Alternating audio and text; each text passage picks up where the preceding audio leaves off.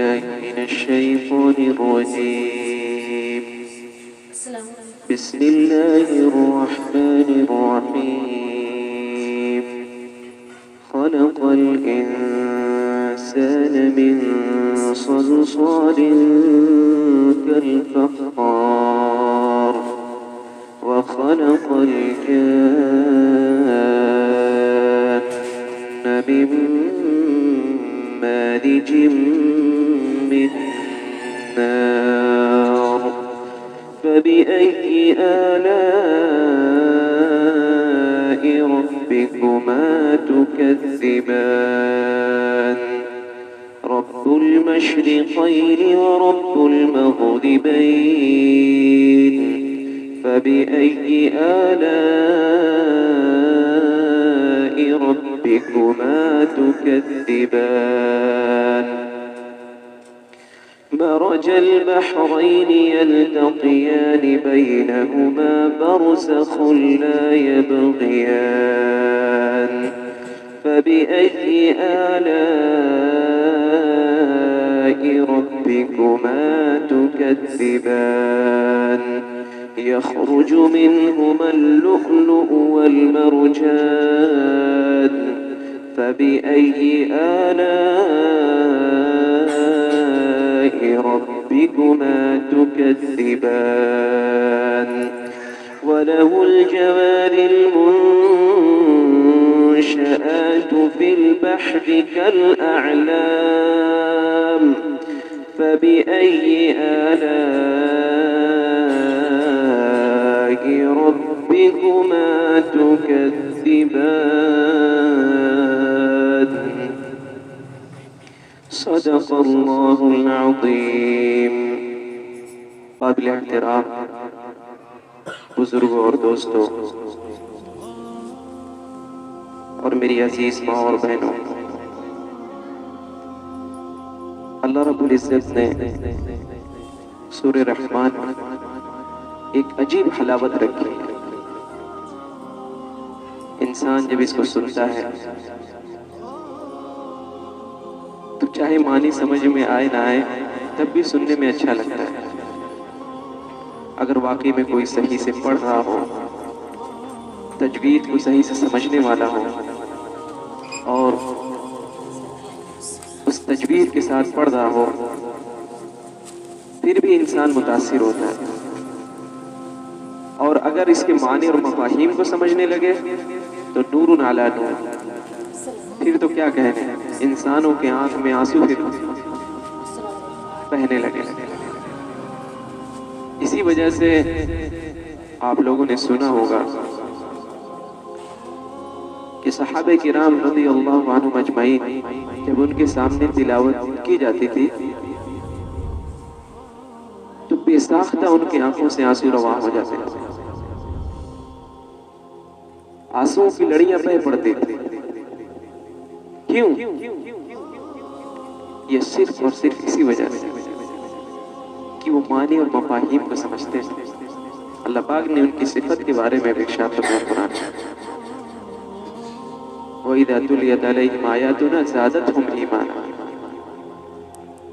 کہ جب ان کے سامنے ہماری تلاوت کی جاتی ہے، یعنی ہماری آیات کی تلاوت کی جاتی ہے، تو ان کے ایمان بڑھ جاتے ہیں، فوراً ایمان میں اضافہ ہونے لگتا ہے. اللہ پاک نے پھر دوسری جگہ ارشاد فرمایا کہ جب ان کے سامنے ہماری تلاوت کی جاتی ہے ہمارے کتاب کی تو ان کے آنسو گرنے لگتے ہیں، فوراً ان کی آنکھوں میں آنسو بھر آتے ہیں اللہ کی جب تلاوت کی جاتی ہے. یہ کیوں؟ کیونکہ وہ سمجھتے تھے کتاب، ایک ایک آیتوں کو سمجھتے تھے کہ اللہ تعالیٰ کیا ارشاد کر رہا ہے اور کس کس انداز میں اپنے بندوں سے اللہ پاک مخاطب ہو رہا ہے، کس کس انداز سے. ایک ماں جب اپنے بیٹے سے پیار کرتی ہے تو اس کو کس کس انداز سے پکارتے ہیں آپ سب جانتے ہوں گے. کبھی گڈو کہتی ہے، کبھی ڈاڈلا کہتی ہے، الگ الگ انداز. اسی طرح سے میری عزیز ماں اور بہنوں، اللہ رب العزت نے اپنی کتاب میں اپنے بندوں کو اور خاص طور سے ایمان والوں کو الگ الگ انداز سے مخاطب کیا ہے. کتنی محبت کے ساتھ، کتنے پیار کے ساتھ، تاکہ وہ بات کی اہمیت کو سمجھیں، اس کتاب کو سمجھیں، اس کتاب سے دل لگائیں کہ دنیا اور آخرت کی بھلائی اسی میں مضمر ہے. ایمان والوں کا مقدر اللہ کی کتاب کے ساتھ وابستہ ہے. اگر ایمان والے اس کتاب کے ساتھ وفاداری کے ساتھ، پیار و محبت کے ساتھ اس سے منسلک ہوں گے تو پھر یہ مقدر کا ستارہ بن جائے گا، ان کا مقدر چمک جائے گا. اور اگر اس کتاب کے ساتھ اعراض کیا، اس سے دور ہٹے، اس میں بتائی ہوئی باتوں سے ہٹ کر زندگی گزاری، تو یہی ایمان والا پھر ذلیل و خوار ہوگا. تو ایمان والوں کا مقدر اس کتاب کے ساتھ وابستہ ہے، اور اللہ تعالیٰ نے ایمان والوں کو سمجھانے کے لیے اور ان کو صحیح راستہ دکھانے کے لیے مختلف انداز سے سمجھایا ہے. تو سورہ رحمان میں بھی اللہ تعالیٰ نے ایمان والوں کو سمجھایا ہے. ایمان والوں کے ساتھ ساتھ جو اللہ کے نافرمان ہیں، جو اللہ کے باغی ہیں، جنہوں نے شرک کیا، جنہوں نے کفر کیا، ان کو بھی اللہ تعالیٰ نے سمجھایا ہے. ایسا نہیں اللہ تعالیٰ ان سے نفرت کرتا ہے، اللہ تعالیٰ ان سے بھی پیار کرتا ہے کہ آ جاؤ، سیدھے راستے کی طرف آ جاؤ، قرآن کی طرف آؤ، ہدایت کی طرف آؤ، تاکہ تمہاری بھی زندگی سنور جائے. اسی لیے کفار مکہ سب سے پہلے مخاطب قرآن کی کون لوگ ہیں؟ کفار مکہ ہے، کیونکہ اسی وقت یہ قرآن اتر رہا تھا. اللہ کے نبی صلی اللہ علیہ وسلم کے زمانے میں ان لوگوں کو سمجھانے کے لیے، قریش مکہ کو سمجھانے کے لیے، اس وقت کے کفار کو سمجھانے کے لیے یہ قرآن اتر رہا تھا. اور پھر اس کے بعد پوری انسانیت یعنی قیامت تک جتنی بھی انسانیت وجود میں آنے والی ہے، سب کے لیے اللہ تعالیٰ نے قرآن میں ہدایت چھپا رکھی. تو کفار مکہ یہ بار بار اللہ کے نبی صلی اللہ علیہ وسلم سے نشانیوں کا مطالبہ کرتے تھے. کفار مکہ بار بار اللہ کے نبی صلی اللہ علیہ وسلم سے نشانیوں کا مطالبہ کرتے تھے کہ آپ یہ آیت دکھا دیجئے، آپ چاند کے 2 ٹکڑے کر دیجئے، آپ یہ درخت سے بلوا دیجئے. عجیب عجیب طرح کے سوالات. تو اللہ پاک نے یہ سورہ رحمان کی سورت اتاری اور اس میں کفار مکہ کو جھجھوڑا کہ تم نشانیوں کا مطالبہ کرتے ہو، تم معجزے کا مطالبہ کرتے ہو، تم اپنے اندر تو غور کرو، بے شمار نشانیاں تمہارے اندر موجود ہیں اللہ کی. تم دیکھو، ان پہاڑوں کو دیکھو، اونٹ کو دیکھو، آسمان کو دیکھو، تمام کی تمام دنیا کی چیزوں کو دیکھو. اس میں بے شمار نعمتیں اللہ تعالیٰ نے بے وست کر رکھی. اور اسی کے ساتھ ساتھ قیامت تک آنے والی انسانیت کو اس آیت نے یعنی سورہ رحمان نے جھجھوڑا ہے کہ بتاؤ تم کون کون سی نعمتوں کو جھٹلاؤ گے. یہ جو فَبِأَيِّ آلَاءِ رَبِّكُمَا تُكَذِّبَانِ اللہ تعالیٰ نے بار بار ارشاد فرمایا، یہ اسی وجہ سے ارشاد فرمایا. جب انسان ضدی ہوتا ہے، ہٹ دھرم ہوتا ہے، تمام باتوں کا انکار کرتا ہے، تو اس کا جو خالق اور مالک ہوتا ہے وہ ہاتھ پکڑ پکڑ کے جھجھوڑ کے کہتا ہے کیا اس کو بھی تم جھٹلاؤ گے، کیا اس کو بھی جھٹلاؤ گے، کیا اس کو بھی جھٹلاؤ گے، تم کیا کیا جھٹلاؤ گے. ہے نا؟ سمجھاتا ہے کہ نہیں سمجھاتا ہے؟ اسی وجہ سے اللہ پاک نے یہاں پہ فَبِأَيِّ آلَاءِ رَبِّكُمَا تُكَذِّبَانِ 31 بار ارشاد فرمایا. کتنی بار ارشاد فرمایا؟ سورہ رحمان پوری سورت میں 31 بار فَبِأَيِّ آلَاءِ رَبِّكُمَا تُكَذِّبَانِ آئی ہے۔ یہ کیوں آئی ہے؟ یہ صرف اور صرف میری عزیز ماں اور بہنوں اسی وجہ سے آئی ہے۔ گویا اللہ تعالیٰ ہاتھ پکڑ کے ارشاد فرما رہا ہے کہ دیکھو تم کون کون سی نعمتوں کو اللہ کی جھٹلاؤ گے۔ کیا سورج کو جھٹلاؤ گے جو تمہیں روشنی پہنچاتا ہے؟ کیا سورج کو جھٹلاؤ گی جو تمہیں روشنی پہنچا رہی ہے؟ کیا تم چاند کو جھٹلاؤ گے جو تمہیں روشنی دے رہا ہے رات میں؟ کیا تم ستاروں کو جھٹلاؤ گے جو تمہیں روشنی پہنچا رہا ہے سخت تاریک راتوں میں؟ جو میں نے تمہیں نعمتیں دی ہیں، تمہارے جسم کے اندر 5 فٹ کہ جسم کے اندر کیسی کیسی نعمتیں ہیں، کیا تم انہی آنکھوں سے دیکھتے نہیں ہو؟ کیا تم زبانوں سے بولتے نہیں ہو؟ کیا تم ہاتھ کا استعمال نہیں کرتے ہو؟ کیا تم پیروں سے چلتے نہیں ہو؟ کیا تم اپنے دماغ کا استعمال کر کے کیسی کیسی چیزوں کی ایجادات کر رہے ہو؟ کیا ان تمام چیزوں کو نہیں دیکھتے ہو؟ تو پھر تم کون کون سی نعمتوں کو جھٹلاؤ گے؟ اللہ نے کتنی بے شمار نعمتیں ہمیں اور آپ کو دنیا میں دی ہیں، اور خود آپ کے 5 فٹ اور 6 فٹ کے جسم میں دی ہیں۔ آپ غور تو کریں، اگر آپ کے اندر سے اللہ تعالیٰ بولنے کی صلاحیت کو ختم کر دے، ہے کوئی جو آپ کو قوت گویائی دے، دیکھنے کی صلاحیت کو نکال دے؟ ہے کوئی جو روشنی دے دے؟ آپ جا کے نابینا کو دیکھیے، جن کے پاس آنکھ نہیں ہے، جو گونگے ہیں، جو بہرے ہیں، ان سے ملیے، پھر اللہ کی نعمتیں سمجھ میں آئیں گی آپ کو۔ فَبِأَيِّ آلَاءِ رَبِّكُمَا تُكَذِّبَانِ، پھر بتاؤ اللہ کی کون کون سی نعمتوں کو جھٹلاؤ گے؟ کفار مکہ کو جھجوڑا اس آیت نے، رہتی دنیا تک کے لیے انسانیت کو جھجوڑ رہی ہے کہ بتاؤ تم اللہ کی کون کون سی نعمت کو جھٹلاؤ گے؟ تم سوال کرتے ہو اللہ کی نشانیاں دکھاؤ، معجزے دکھاؤ، تم خود اپنے اندر دیکھو، انسان اپنے اندر غور کر۔ وَفِي أَنفُسِكُمْ أَفَلَا تُبْصِرُونَ، اللہ پاک کہہ رہا ہے وَفِي أَنفُسِكُمْ أَفَلَا تُبْصِرُونَ، کہ اپنے اندر غور کرو، کیا تم دیکھتے نہیں ہو؟ کیا تم دیکھتے نہیں ہو؟ اپنے اندر غور نہیں کرتے ہو؟ وَفِي الْأَرْضِ آيَاتٌ لِّلْمُوقِنِينَ، اللہ پاک نے ارشاد فرمایا کہ پوری کی پوری زمین میں غور کرو تو اللہ کی نشانیاں ہی نشانیاں ہیں۔ کس کے لیے؟ جو اللہ پر یقین رکھتے ہیں، جو اللہ پر یقین رکھتے ہیں۔ پھر اللہ تعالیٰ نے آگے ارشاد فرمایا چلو تم زمین میں نہ دیکھو، زمین میں غور فکر نہ کرو، وَفِي أَنفُسِكُمْ أَفَلَا تُبْصِرُونَ، اپنے اندر دیکھ لو، اپنے اندر دیکھ لو کہ اللہ نے تمہیں کیا کیا دیا ہے، کیسی کیسی نعمتیں دی ہیں۔ انسان حیرت زدہ رہ جائے اگر انسان گہرائی کے ساتھ غور کرے کہ اس 6 فٹ کے انسان کے جسم میں اللہ نے کیسی کیسی مشینیں لگائی ہیں۔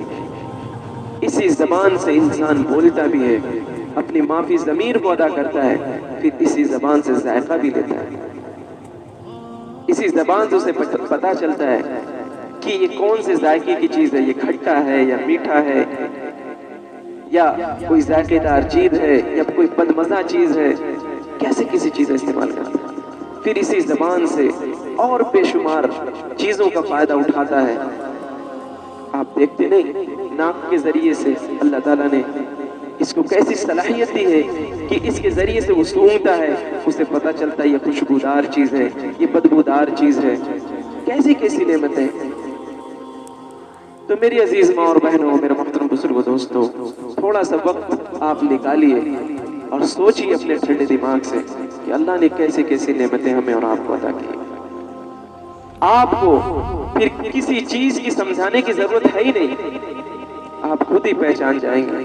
ربنا ما خلقت هذا باطلا سبحانك فقنا عذاب النار، یہ بے ساختہ انسان کی زبان سے نکل جائے گا۔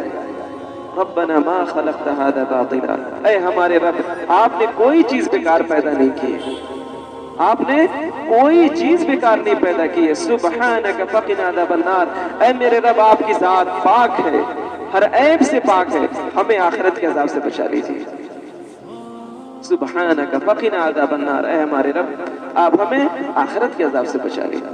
یہ انسان بے ساختہ بول پڑے گا۔ تو میری عزیز ماں اور بہنوں، میرے محترم بزرگ دوستوں، اللہ تعالیٰ نے یاد دلایا انسان کی حقیقت کو جو میں نے تلاوت کی آپ کے سامنے، جس میں اللہ رب العزت نے ارشاد فرمایا خلق الانسان من صلصال کالفخار، کہ انسان غور کرے، اپنی ابتدا کے بارے میں سوچے۔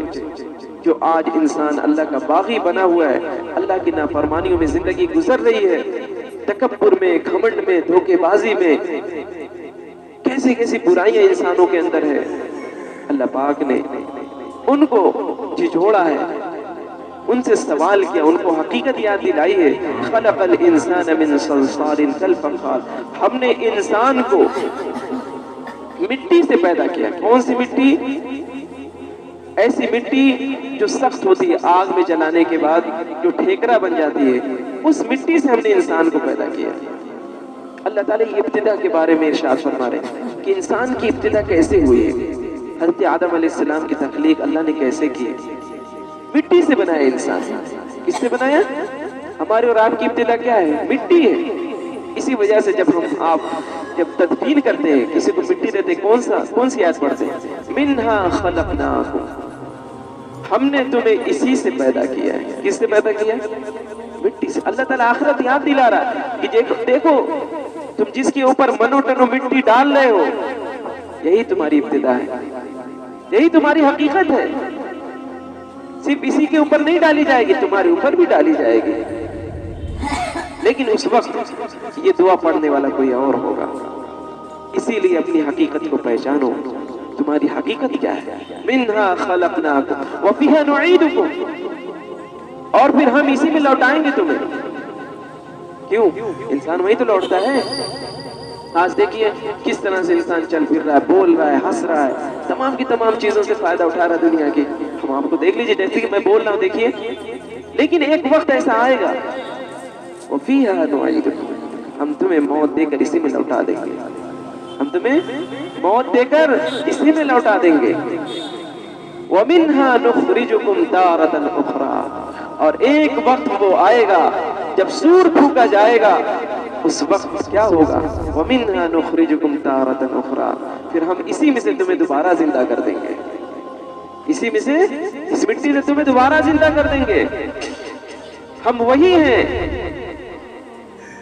جس نے تمہیں مٹی سے بنایا تھا، اور پھر ایک وقت آئے گا بغیر کسی نمونے کے تمہیں بنایا تھا، مٹی سے کتنا بہترین انسان بنا دیا، بولنے والا، سننے والا، چلنے والا، دماغ کا استعمال کرنے والا، طرح طرح کی چیزوں کو ایجاد کرنے والا۔ وہی ہم خدا ہیں، وہی وحدہ لا شریک ہے۔ ایک وقت آئے گا اسی میں ملائیں گے تمہیں، پھر ایک وقت آئے گا اسی سے تمہیں پھر اٹھا دیں گے۔ وَمِنْهَا نُخْرِجُكُمْ تَارَةً أُخْرَى، پھر یہیں سے تمہیں اٹھا دیں گے، پھر اس کے بعد تمہارا حساب کتاب ہوگا۔ اس کے لیے کتنا آسان کہ بغیر کسی نمونے کے ہمیں بنا دیا۔ جب ہمارے پاس نمونہ، پھر کتنا آسان ہے بنانا۔ تو ہم اسی مٹی سے، جو انکار کرتے ہیں کہ دوبارہ ہم زندہ نہیں کیے جائیں گے، سب سے بیوقوف انسان ہے وہ۔ اللہ رب العزت پھر اسی مٹی سے ہمیں اور آپ کو دوبارہ اٹھائے گا۔ تو اللہ تعالیٰ نے ارشاد فرمایا وَخَلَقَ الْجَانَّ مِن مَارِجٍ مِّن نَارٍ، اور ہم نے جناتوں کو پیدا کیا آگ کے شعلے سے۔ کس سے پیدا کیا؟ آگ کے شعلے سے۔ یہ دو چیزیں اللہ تعالیٰ نے ارشاد فرمائی، انسان کی تخلیق اور اسی طرح سے جناتوں کی تخلیق۔ جنات کو اللہ تعالیٰ نے جو پیدا کیا ہے وہ آگ کے شعلے سے، آگ کے شعلے سے۔ تو یہ جناتوں کی حقیقت ہے، اور اللہ تعالیٰ اس کے بارے میں اور حقیقت بہتر جانتا ہے۔ ہمیں اور آپ کو اللہ نے جتنا علم دیا ہے ہم اس کے بارے میں جانتے ہیں، باقی جنات کے بارے میں اس کی مخلوق ہے اللہ کی، اللہ ہی بہتر جانتا ہے ان کی اور کیا کیا حقیقت ہے، لیکن اللہ نے ان کی ابتدا کو بتایا ہے۔ کیا بتایا ہے؟ خلق الجان من مارج من نار، کہ ہم نے ان جنات کو آگ کے شعلے سے بنایا۔ اور اسی طرح سے اللہ تعالیٰ نے قرآن میں جناتوں کے بارے میں بھی بتایا کہ دیکھو اے جناتوں کی جماعت، جسے انسان کی ذمہ داری ہے وہ اللہ کو یاد رکھے، اللہ کا اقرار کرے، اللہ کی عبادت کرے، ایسے جناتوں کے اوپر بھی ذمہ داری ہے جو اللہ کا اقرار کرے، اللہ کی شریعت کی پابندی۔ جس طرح سے ہم سے حساب ہوگا اسی طرح سے ان سے بھی حساب ہوگا۔ اسی وجہ سے فَبِأَيِّ آلَاءِ رَبِّكُمَا تُكَذِّبَانِ میں اللہ پاک نے دونوں جماعتوں سے مخاطب کیا ہے، انسانوں سے بھی مخاطب کیا ہے، مرد اور عورت سے بھی مخاطب کیا ہے، اسی طرح سے جناتوں سے بھی مخاطب کیا ہے کہ دیکھو جس طرح سے تمہارے انسانوں سے حساب ہوگا ایسے جناتوں سے بھی حساب ہوگا۔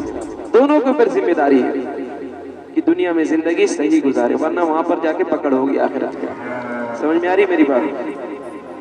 اسی طرح سے اللہ رب العزت نے ارشاد فرمایا رب المشرقین و رب المغربین، اللہ تعالیٰ دنیا کے انتہا نظر تک جہاں کہیں دیکھتے، جہاں پر ہماری نگاہیں جا کر رکتی ہیں، اس سے اور بھی آگے جگہ جگہ پر اللہ ہی کی خدائی ہے، جگہ جگہ پر اللہ ہی کی خدائی ہے، وہی ہے جو ہر جگہ اسی کی قدرت چلتی ہے۔ رب المشرق یعنی انتہا درجہ، جو مشرق کا انتہا ہے اور اسی طرح جو مغرب کی انتہا ہے، ہر جگہ پر کس کی خدائی ہے؟ صرف اور صرف اللہ کی۔ اسی طرح سے اللہ تعالیٰ نے اس میں ارشاد فرمایا رب المشرقین و رب المغربین۔ آپ دیکھتے ہیں دنیا کے بارے میں بتایا جاتا ہے کہ ایک جگہ پر جب سورج طلوع ہوتا ہے تو دنیا کے دوسرے چھور پر یعنی دنیا کے آدھے حصے میں وہاں پر سورج غروب ہو جاتا ہے۔ جو بھی پڑھتا ہوگا اسے معلوم ہوتا ہے دنیا کے آدھے حصے میں اگر اجالا ہو رہا ہے تو دنیا کے آدھے حصے میں کیا ہو جاتا ہے؟ اندھیرا ہو جاتا ہے۔ یہ دنیا کا نظام اللہ تعالیٰ اسی طرح چلا رہا ہے، کہیں پہ سورج نکل رہا ہے تو کہیں پہ غروب ہو رہا ہے، کہیں پہ طلوع ہو رہا ہے تو کہیں پہ غروب ہو رہا ہے۔ تو ہر جگہ کا جو ہے مالک کون ہے؟ اللہ ہے۔ چاہے دنیا کے آدھے اس حصے کی بات ہو، چاہے دنیا کے آدھے اس حصے کی بات ہو، ہر جگہ پر کس کا نظام چل رہا ہے؟ اللہ ہی کا نظام چل رہا ہے۔ اگر اس کے علاوہ کسی اور خدا کا نظام ہوتا تو لڑائیاں ہوتی۔ کیا ہوتا؟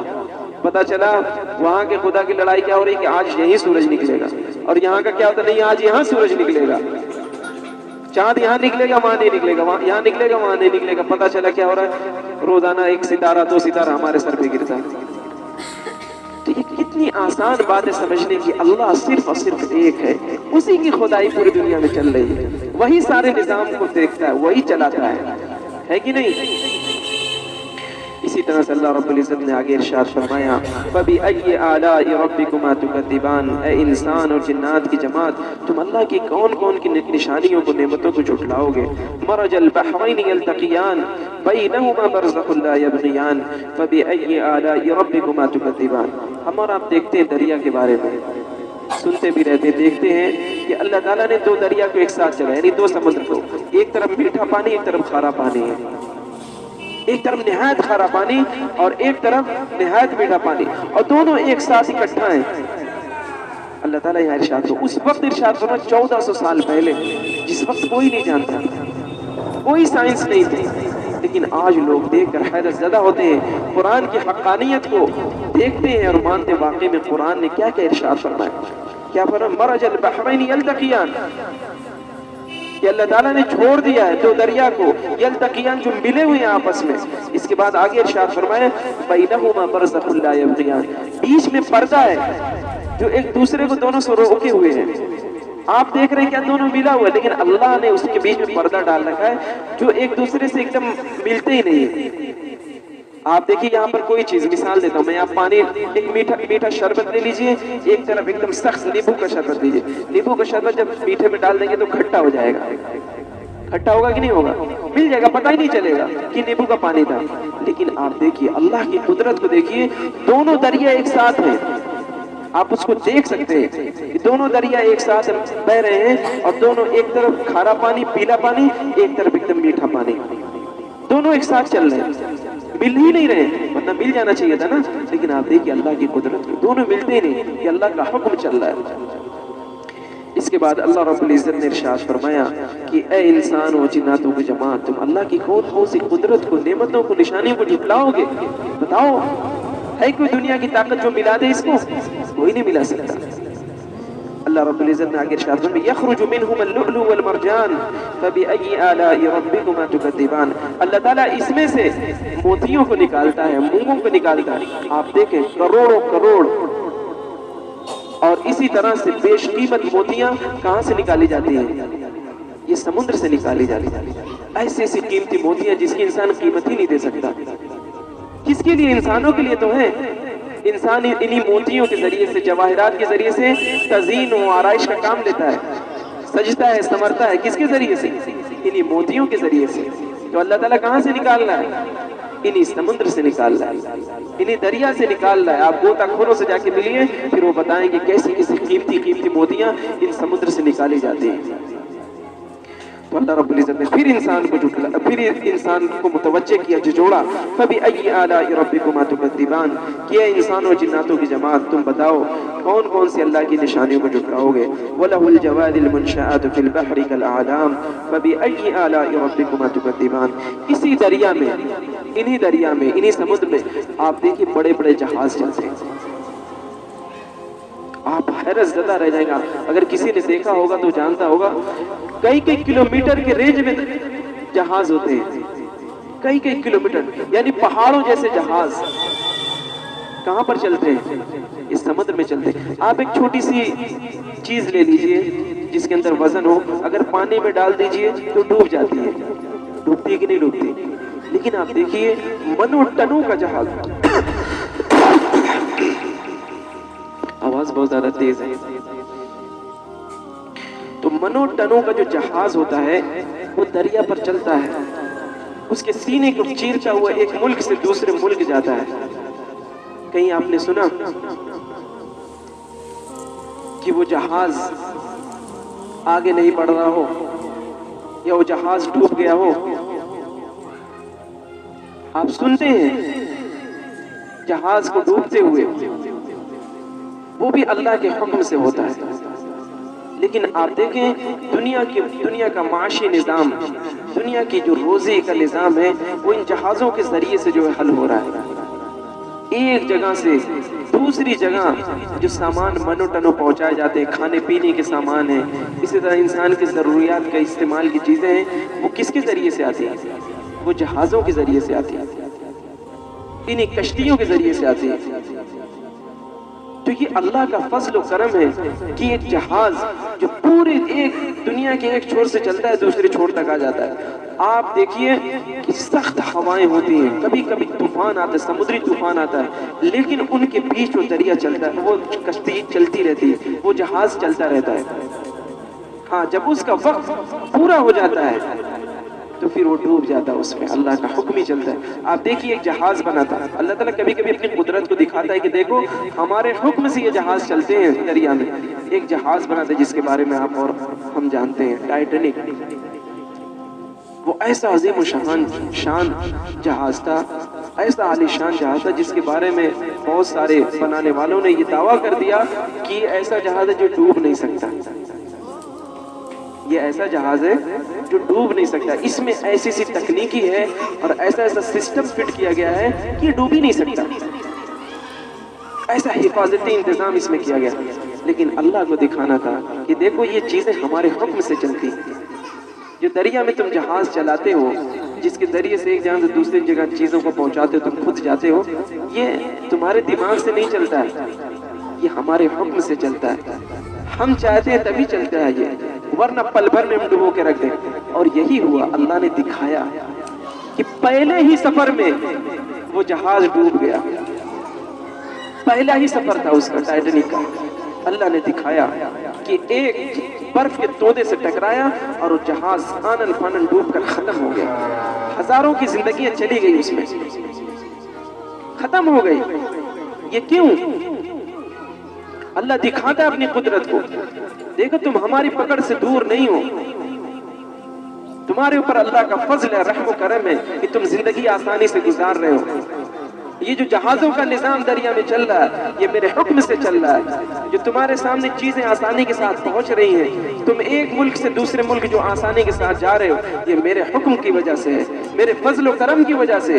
ورنہ میں اگر میرا حکم چلے اور میں چاہوں تو منٹوں میں، پل بھر میں اس پہاڑ جیسے جہاز کو غرقاب کر دوں، ڈبو دوں، کوئی طاقت بچا نہیں پائے گا۔ کوئی بچا پائے گا؟ نہیں بچا پائے گا میری عزیز ماں اور بہنوں۔ اس لیے اس بات کو آپ سمجھیے، اللہ کی قدرت کو سمجھیے۔ اللہ تعالیٰ نے آگے پھر ارشاد فرمایا فَبِأَيِّ آلَاءِ رَبِّكُمَا تُكَذِّبَانِ، تم کون کون سی نعمتوں کو جھٹلاؤ گے؟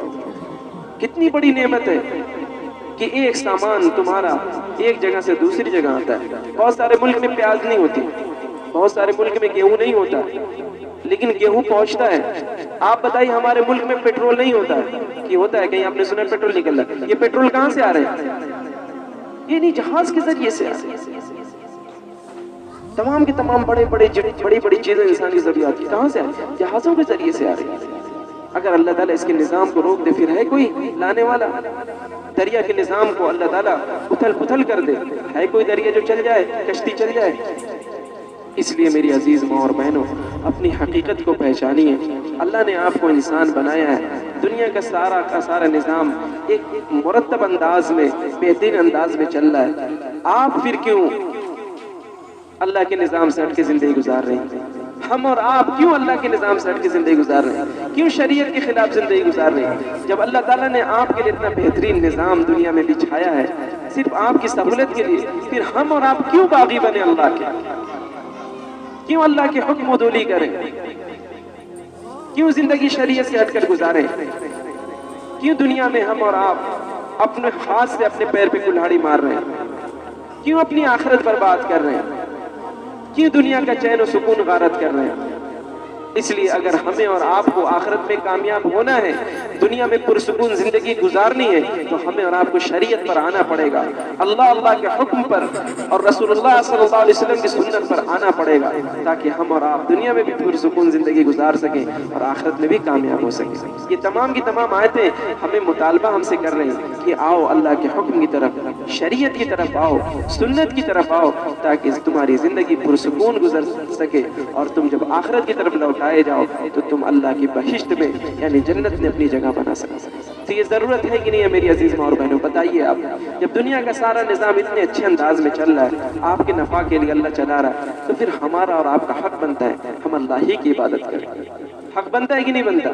آپ بتاؤ، حق بنتا ہے کہ نہیں بنتا ہے کہ ہم اور آپ اللہ کی عبادت کریں، ذرہ برابر اس کی نافرمانی نہ کریں؟ اگر ہاں کوئی گناہ ہو جاتا ہے تو اللہ سے معافی مانگے، رو دھو کے معافی مانگے، کیونکہ انسان سے غلطی ہو جاتی ہے، لیکن سب سے بہترین انسان وہ ہے جو اللہ سے معافی مانگے۔ گناہوں پر اکڑے نہیں، پتہ چلا ایک وقت کی نماز چھوڑ گئی تو اب کیا ہوا کہ چھوٹی جا رہی، اب تو گزر جا رہے ہیں۔ لیکن انسان بہتر ہوا اگر ایک وقت کی نماز چھوڑ گئی تو اللہ سے آ کے رو دھو کے معافی مانگے، اس کی قضا کرے کہ اللہ غلطی ہو گئی، نماز چھوڑ گئی مجھ سے، تیرا حکم ٹوٹ گیا، ہم نے غلط استعمال کیا موبائل کا، اللہ ہم سے غلطی ہو گئی، ہمیں معاف کر دیجیے، اللہ ہم سے غلطی ہو گئی، آپ تو دیکھ رہے ہیں، بھلے کوئی نہ دیکھ رہا ہو، ہم سے غلطی معاف کر دیجیے۔ انسان سے غلطی ہو جائے گی، لیکن بہترین انسان ہوئے جو اپنے گناہوں کی معافی مانگے۔ کوئی اور خطا اس کے علاوہ ہو جائے تو فوراً اللہ سے رو دھو کے معافی مانگیے اور عہد کریے کہ انشاءاللہ ایسی غلطی نہیں۔ میری بات سمجھ میں آ رہی ہے؟ اللہ تعالی عمل کی توفیق عطا فرمائے۔ وآخر الدعوانا الحمدللہ رب العالمین۔ اللهم صل على محمد كما تحب وترضى عدد ما تحب وترضى اللهم أعني على ذكرك وشكرك وحسن عبادتك لا إله إلا أنت سبحانك إني كنت من الظالمين۔ اے اللہ ہماری گناہوں کو معاف فرمائیے، اے اللہ ہمارے کبیرہ صغیرہ گناہوں کو معاف فرمائیے، اے اللہ جانے انجانے میں جو بھی غلطیاں کوتاہیاں ہوئی ہوں اے اللہ معاف فرمائیے۔ اے اللہ ہم آپ ہی کے بندے ہیں، آپ ہی سے سوال کرتے ہیں، آپ ہی کی عبادت کرتے ہیں، اے اللہ ہمارے گناہوں کو معاف فرما دیجیے۔